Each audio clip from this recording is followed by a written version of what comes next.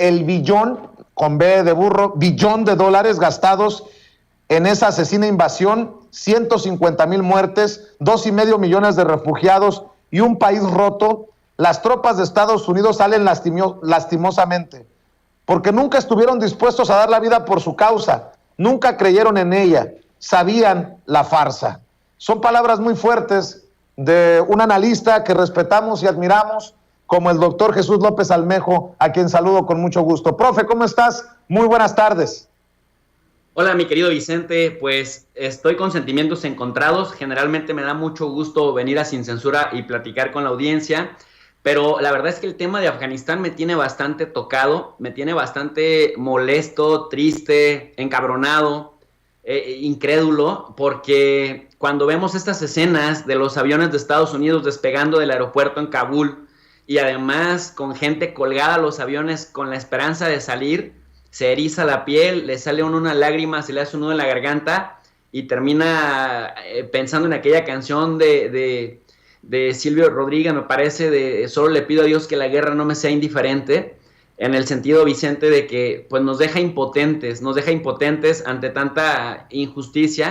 Y nuevamente aquí vemos también cómo el sistema capitalista, neoliberal, es extractivista, es explotador y deshumaniza al individuo, Vicente. Así es, profe, y pues por más que consideremos lejano Afganistán,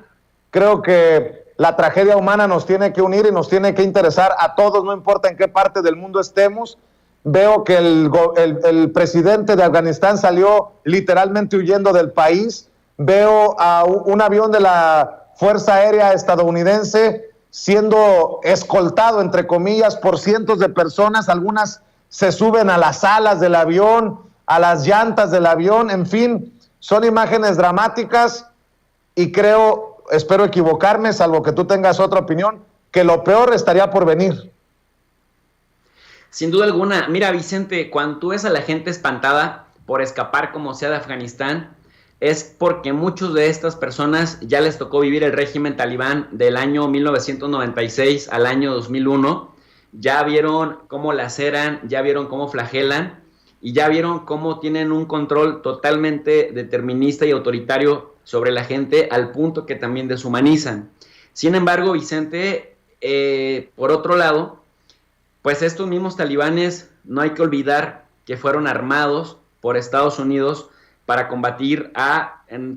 los entonces soviéticos allá por 1979 a 1989, que también tienen parte de la responsabilidad, porque realmente los soviéticos invaden del 79 al 89, ya lo habíamos platicado en otras ocasiones, y en el contexto de la Guerra Fría, bajo la doctrina Truman de Estados Unidos y también la doctrina Brzezinski, pues la idea de Estados Unidos es no dejar que se expanda el comunismo o el socialismo soviético, que termina por armar, por dar logística, por dar capacitación, y de ahí emerge el multimillonario saudí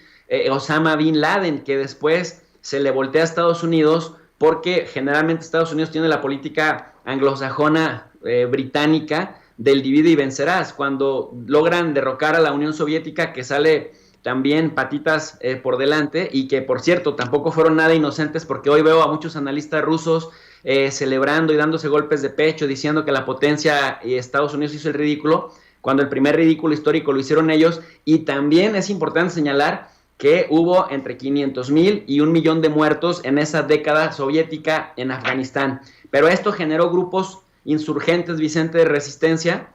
a los que después Estados Unidos fue administrando, dando armas por aquí, dando armas por allá, dando capacitación más para allá, y de ahí salieron los talibanes, Vicente, que nada más para mencionarle a la gente de Sin Censura que nos está escuchando, porque ciertamente es delicado el tema de los talibanes, pero es importante entenderlos también en su justa dimensión. Mira, Vicente, en el siglo XIX, allá por 1842, hubo una mega masacre en donde los afganos, las diferentes tribus afganas, y cuando digo diferentes tribus afganas me refiero a los pashtun, a los kirguicos, a los tayikos, a los uzbecos, poblaciones turcómanas que habitan en estas regiones. Expulsaron a los británicos quisieron hacer exactamente lo mismo que los estadounidenses, llegar a explotar el territorio afgano que en ese tiempo pues no se tenía el concepto de país que se tiene ahora, y finalmente las tribus locales expulsaron a los británicos de manera tremenda. Por eso se le llama Afganistán como el cementerio de los imperios. Pero Vicente, que quiero comentarle a la gente que, y también a ti obviamente, que el talibán proviene, o encontramos sus orígenes justamente del siglo XIX, con un movimiento que se llama la salafilla. Salafilla, Vicente, viene de salaf a salir, que significa de los ancestros, de los predecesores o de los ancestros islámicos, que se refiere como a volver a los tiempos de las 3 primeras generaciones cercanas al profeta Muhammad. ¿Y por qué menciono esto? Porque posteriormente en el siglo XIX, a la salafilla, como un movimiento que se empezó a expandir por los países musulmanes, se le suma la idea de reformar. Pero tú sabes, querido amigo, que en las reformas generalmente hay quien propone modernizarte,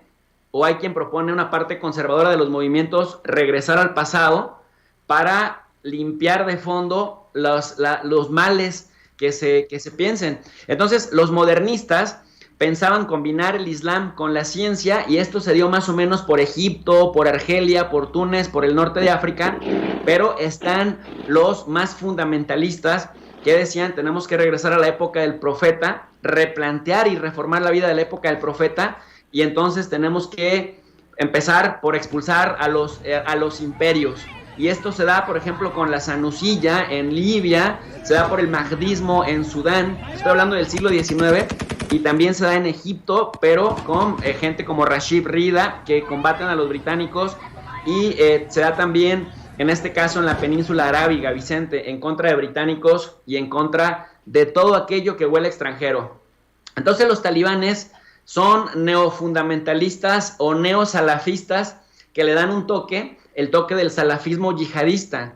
que es reformar, pero para regresar a la época del profeta. Por eso son tan duros con las mujeres, por eso son tan en contra de la educación laica, por eso favorecen la educación religiosa, por eso, literal, Vicente, interpretan la ley sin parábola, sin metáfora, lo hacen directamente y cortan manos y apedrean y queman y sacan ojos, etcétera, etcétera, porque su lectura es una lectura ortodoxa fundamentalista. Por eso mucha gente que ha tenido la oportunidad de occidentalizarse,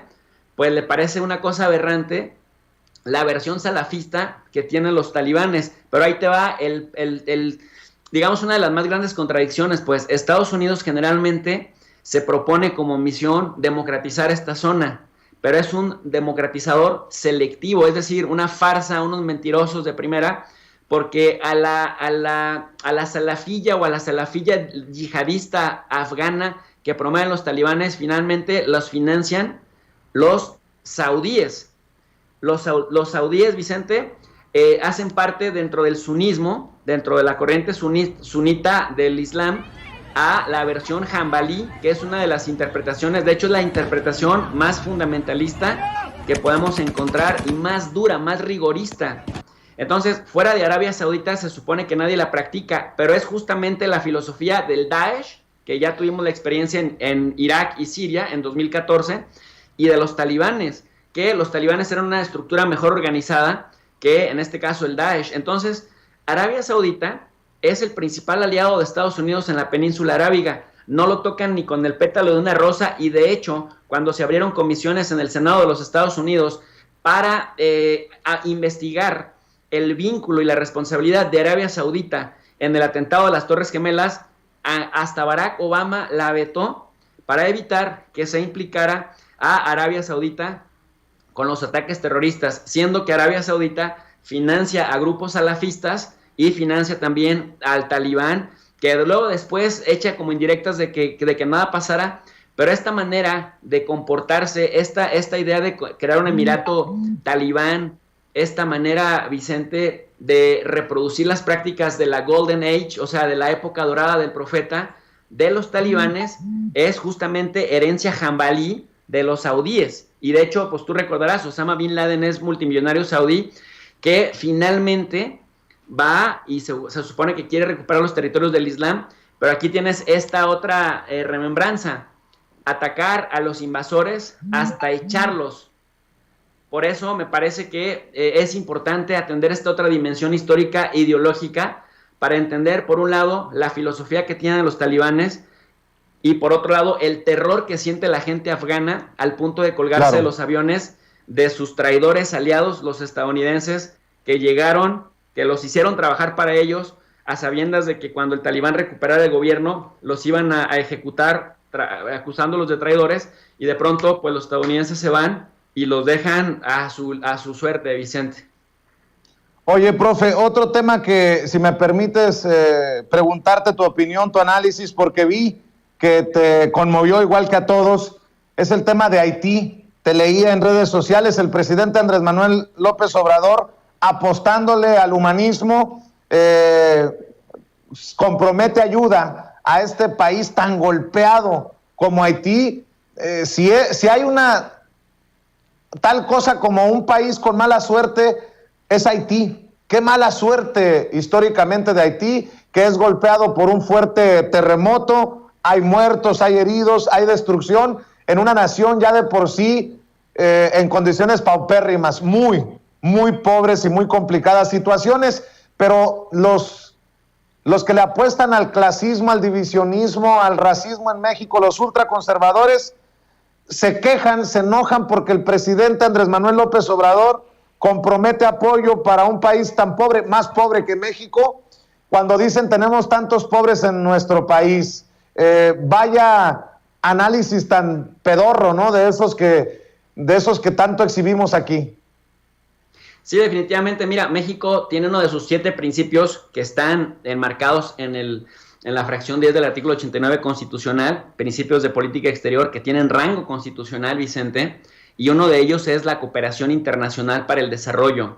O sea, sí es cierto que tenemos la no intervención, es cierto que tenemos la autodeterminación de los pueblos, la igualdad jurídica de los estados y la solución pacífica de las controversias, entre otras, pero la cooperación internacional para el desarrollo y la promoción de los derechos humanos como herramienta para la lucha por la paz y la seguridad internacionales también son principios de política exterior de México, y me parece que el presidente López Obrador, ni tardo ni perezoso, hace una interpretación correcta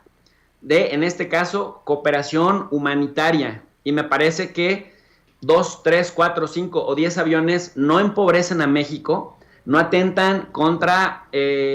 la salud pública, ni atentan contra las políticas públicas destinadas a desarrollar a nuestro país o a nuestros municipios, y por lo tanto sí engrandece bastante a México en un momento en el que, como dices, Haití finalmente le están cayendo todas las plagas habidas y por haber en los diferentes contextos metafóricos. Y Vicente, también comentarte, es verdad que hay un poco de mala suerte o circunstancias desfavorables para Haití, la población haitiana, pero también es cierto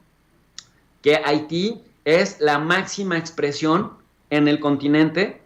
de lo que el imperialismo explotador, avaro, deshumanizante, corrupto, agresivo, contaminante, es en su máxima expresión, porque no olvidemos que parte del hecho de que Haití no haya desarrollado, por un lado, instituciones sólidas, que no haya desarrollado civilidad de manera consolidada, y que no tenga recursos para enfrentar este tipo de circunstancias fortuitas desfavorables, tiene que ver con la situación incómoda en que la dejó Francia. Y también hay otro problema muy importante en Haití, la cuestión de la deforestación increíble que genera que, por otro lado, pues haya debilidad en todo sentido, incapacidad para producir alimentos propios, aislamiento de la comunidad internacional por la estigmatización tan fuerte que hay sobre Haití, problemas de migración, pero derivado también del origen imperialista, explotador, Vicente, que generó condiciones estructurales de desarrollo o de subdesarrollo de la población nativa. Es decir, le cobró Francia con creces, con la complicidad de Estados Unidos y de España, del Estados Unidos naciente en el siglo XIX, después de su guerra civil, y en el caso de España, que solamente fueron atestiguando cómo los franceses se la cobraban a los haitianos por haber sido la primera república que se independizara en esta región, que a fin de cuentas Haití ha dedicado buena parte de sus recursos a pagar las deudas. Y a mí lo que me causa también bastante coraje en el caso de Haití es este cobro deshumanizante por parte de las potencias extranjeras que, viendo que hay una situación de pobreza terrible, no les importa en nada el factor humano y prefieren seguir cobrando sus deudas y formar a regímenes corruptos con élites locales, como el caso de los Duvalier, que duraron 40 años mamándose el erario de Haití, pero preservando los intereses intactos de Francia en este país. Entonces, querido amigo, ¿qué pasa cuando viene un terremoto? ¿Qué pasa cuando viene un tsunami? ¿Qué pasa cuando viene un evento de la naturaleza que no podemos evitar? Pues no hay capacidad de reacción para hacerle frente a estos eventos, porque mira, terremotos hay en Japón, terremotos los ha habido en México, terremotos o huracanes los ha habido en Estados Unidos. ¿Cuál es la diferencia de estos países? Que pongo como ejemplo, Japón, Estados Unidos, México, que hay capacidad institucional y que hay capacidad también para reaccionar en términos logísticos, en términos económicos, en términos de organización social, que es algo de lo que está careciendo Haití, porque lleva por lo menos 2 siglos siendo explotados desde fuera y desde adentro por élites corruptas que se pusieron al servicio de los intereses extranjeros,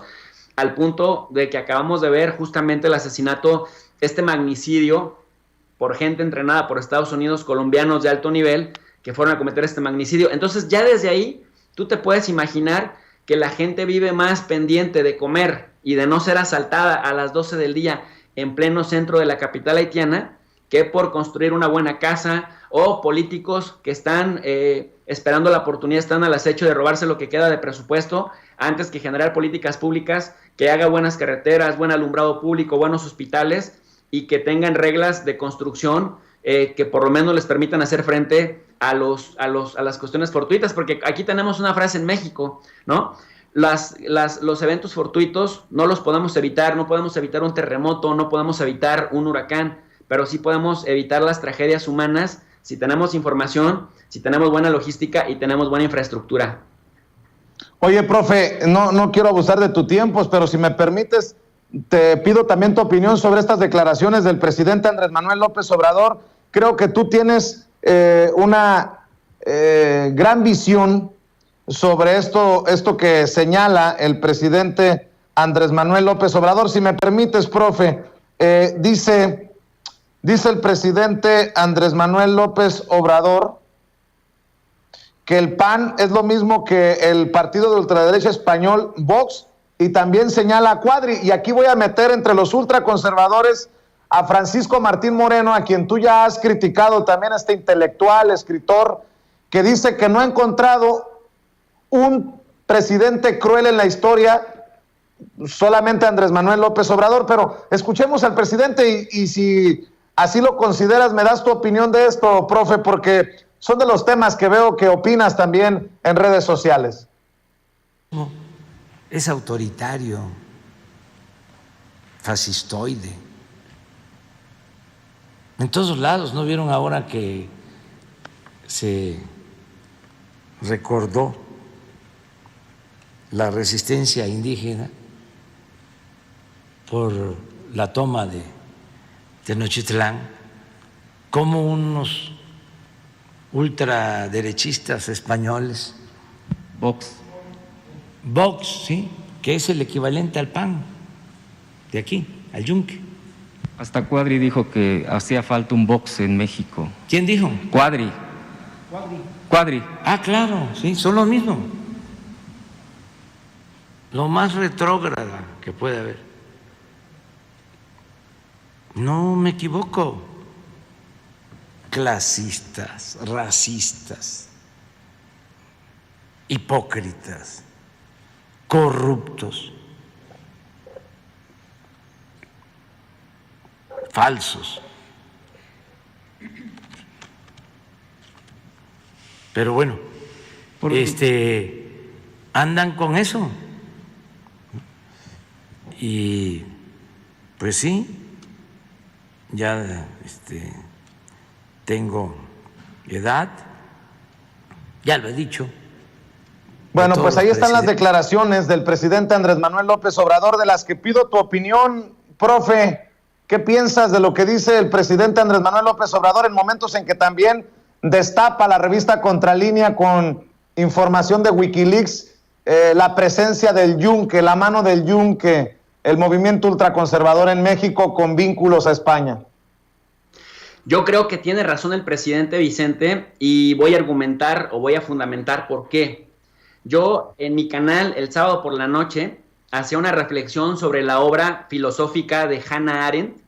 de estos textos que escribe sobre Eichmann en Jerusalén, la banalidad del mal, este concepto que es un concepto precioso que te explica la cuestión de la banalidad del mal, y también los orígenes del totalitarismo. Y en los orígenes del totalitarismo, que es considerada la obra magna de Hannah Arendt, pero que en realidad para mí significa el punto de partida de una estrella filosófica en ascenso, dice, finalmente, el totalitarismo fue posible gracias, por un lado, al antisemitismo, que después lo lleva más lejos, y no solamente es el antisemitismo, sino es el desprecio por las minorías a las cuales deshumanizas para poderlas dominar, extraerles sus recursos y desaparecerlas posteriormente, que es el riesgo de los xenófobos, de los clasistas y racistas, que terminan por excluir a las minorías. Esto es uno de los orígenes del totalitarismo. En segundo lugar, decía, la creación del fascismo, que articula finalmente en el antisemitismo, Vicente, la manera también de utilizar la autoridad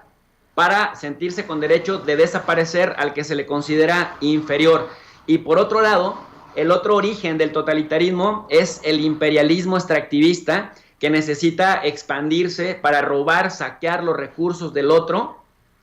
y poder tener un control político para garantizar el suministro de esa explotación, que no es cosa menor. De esto dice Hannah Arendt, que es, de ahí vienen los orígenes del totalitarismo, y ella pone como ejemplo el fascismo hitleriano, que ya sabrás que buena parte del PAN tiene raíces nazis, y que un muy buen invitado, colaborador tuyo, que a menudo entrevistas, el Fisgón, justamente documenta la raíz nazi del PAN.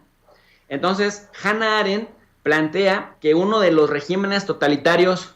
que son paradigma de otros tantos que han existido, pero que en ese momento es el que le toca vivir a ella, porque es una perseguida del régimen nazi, y que de hecho estuvo en campos de concentración en el 40, del cual tiene que escapar, pues le toca no solamente teorizar sobre el régimen nazi fascista, sino además le toca vivirlo, sufrirlo. Que además, por cierto, estaba enamorada de su profesor Martin Heidegger, que después termina siendo un nazi. Pero bueno, esa es otra historia que luego les contaré con más calma. Y el segundo punto es el socialismo estalinista, que también establece un estado de terror y que llega a asesinar a más de 1 millón de personas dentro del partido, cuando el loquito de Stalin llega a pensar que cualquiera de los que disienten y lo cuestionan tantito quieren derrocarlo, y entonces los va asesinando antes de que puedan ellos reaccionar. Entonces, para Hannah Arendt, Vicente, ser imperialista y ser racista, clasista y xenófobo, traducido en lo que era el antisemitismo de esta época que nos narra, son los orígenes del totalitarismo. Entonces, no es cosa menor cuando un tonto de estos, cuando un clasista, cuando un racista, cuando un xenófobo, cuando un prepotente como estos hace declaraciones públicas de discriminación de indígenas, de discriminación de los pobres, de la discriminación de los ancianos, porque estos se meten contra todo mundo. Se meten que contra los ancianos porque ya no son productivos, que contra los indígenas de Oaxaca, Guerrero, Chiapas, que porque son una carga para nuestro país. Se meten con las mujeres, se meten con los homosexuales, se meten con todo lo que creen que es diferente a lo que su determinismo conservador les indica. Y Vicente, aquí viene el otro tema de los orígenes del totalitarismo que Hannah Arendt advierte, y mira que es tremendo, es brutal, porque es una obra clásica por su capacidad para seguir explicando el presente. Dice, la otra es el imperialismo, que es una máxima expresión del capitalismo, que es la concentración del capital en pocas manos, es decir, la creación de estructuras que los llevan a concentrar el poder económico y después desarrollar normatividad política para garantizar el suministro económico a partir de que explotan lo que sea, los recursos de otros. Y esto me lleva a entenderlo, trayéndolo a la realidad mexicana, porque esta gente clasista, esta gente bien, ¿no? Entre comillas, clasistas, racistas, misóginos, machos,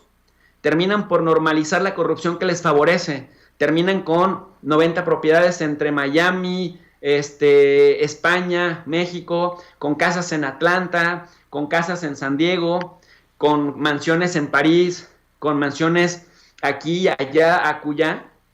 y lo sienten como algo normalizado. Y después te vienen a decir, pagándole a medios de comunicación, que el pobre es pobre porque quiere, y no porque estos cabrones se roban el dinero que debería ser destinado a políticas públicas. Entonces, si te fijas, trayendo a colación esta advertencia que nos hace Hannah Arendt desde 1951 con los orígenes del totalitarismo y los riesgos del totalitarismo, que es deshumanizante, que es despiadado con la vida humana, pues aquí lo podemos ver en nuestra carroña política elitista, que finalmente sí justifican su corrupción. Mira, ayer mismo, sin embargo, sacó una nota de un think tank que se llama el Global Financial Integrity, que es un think tank que está en Washington, D.C., y estos cuates se dedican a checar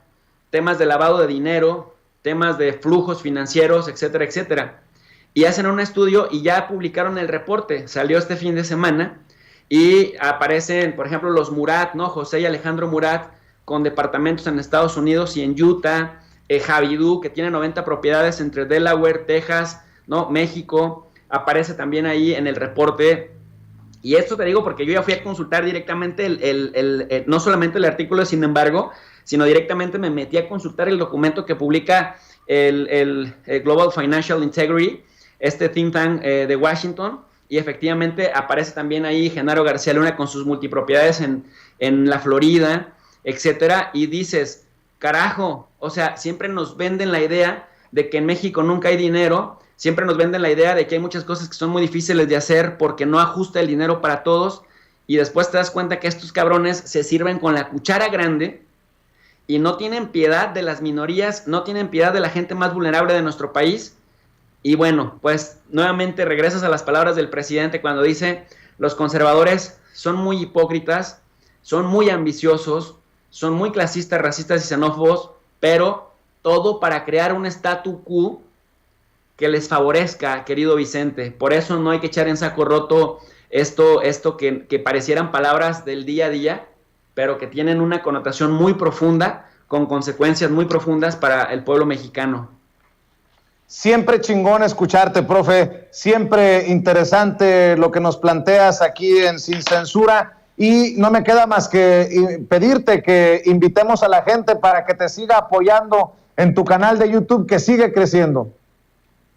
Muchas gracias, querido Vicente. La verdad es que si no se auxilia uno de herramientas teórico-metodológicas y si no va a revisar uno las obras clásicas, difícilmente puede uno entender el presente que nos está quejando y las lógicas a la que responden los orígenes de lo que nos sigue afectando en la vida cotidiana. Mira, mi canal es Tu Profe de RI. RI significa Relaciones Internacionales, y ahí damos clases gratuitas todos los días a las 4:30 de la tarde y después a las 10:30 de la noche con mi Club de los Desvelados, con el cual vemos temas de geopolítica, temas de relaciones internacionales, estudiamos a las organizaciones internacionales. Y el plus, Vicente, a diferencia de otros canales, que dejamos siempre una lectura totalmente académica de revistas especializadas y también de libros de editoriales prestigiosas completamente gratis, para que la gente que se interesa en nuestra sesión verbal